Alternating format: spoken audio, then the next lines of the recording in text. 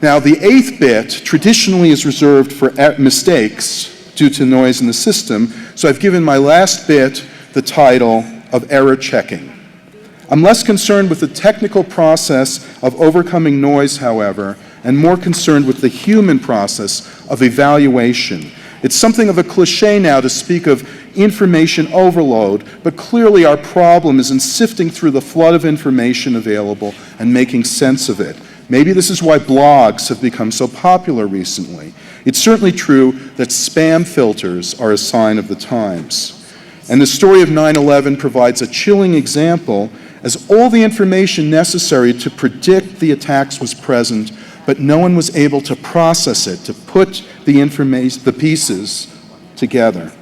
The problem isn't just with the amount of information, it's also with the form that it takes. This is a point that's been brought home by Henry Perkinson's wonderful book, No Safety in Numbers. Perkinson argues that the introduction of new communications media historically lead us to code reality in new ways, and it offers us a new perspective on our social arrangements. This tends to reveal problems that were previously hidden or ignored, and once these problems are brought to our attention, we try to solve them.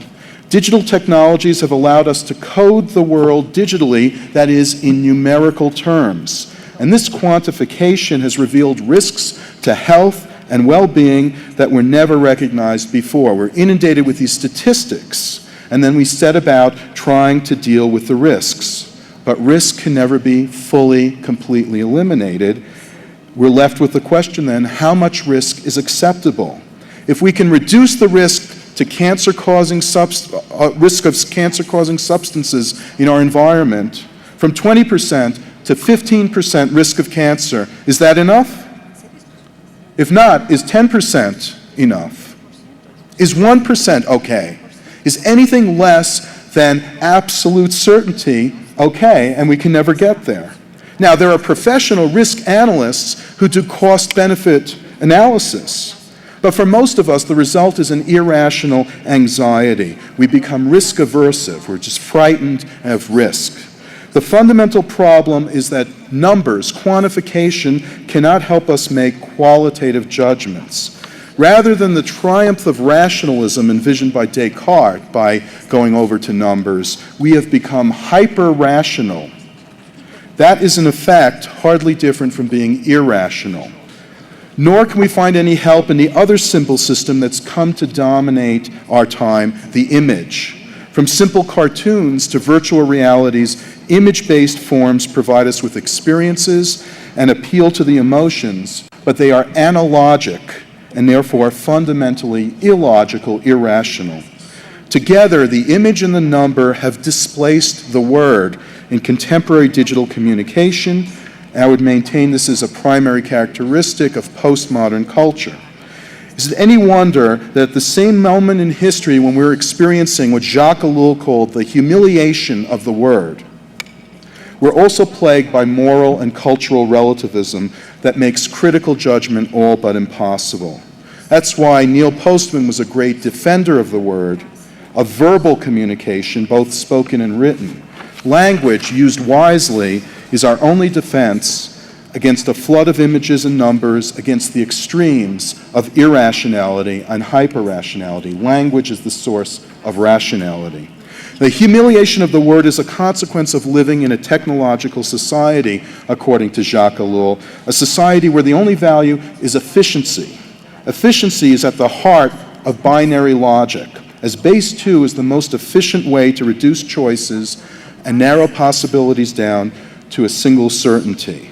Of course, reducing choice, reducing freedom, is hardly a humanistic or humane goal. Binary code is a machine language with a machine's values and a machine's worldview. And from this hyper-rational perspective, we feel compelled to employ the most efficient means to any given end. That only leads, of course, to new inefficiencies and unanticipated difficulties in other areas. When those come up, we deal with them by applying new technological solutions. This in turn leads to new problems, so that technology, according to Ellul, grows in a geometric fashion, precisely the way base 2 proceeds, doubling with each move. In this way, technology takes on a life of its own. It's a life that we have given it. We know that we cannot fully understand a system from within, that we need to get outside the system to find solutions to certain problems. But how do we exit a system that seems to be total and all-encompassing? McLuhan pointed to the presence of counter-environments, anti-environments within the system that might help provide us with some perspective. For example, art, education, and religion. Perhaps one solution can be found in the number 8. As a symbol, the number 8 signifies the beginning of a new cycle following the completion of an older one. This meaning is derived from the 7-day week, which is fairly arbitrary if you think about it. Days, months, and years are all based on the rotation and revolution of the sun and the moon, but in nature there are no weeks, no 7-day weeks. That's why the Bible had to legitimize the week by linking it to the story of how God created the world in the book of Genesis. And it further legitimizes it in the form of the 4th commandment, to remember the Sabbath day and keep it holy. The Sabbath is the completion of the 7-day cycle, which is why the 8th day then begins a new week and becomes a symbol of new beginnings.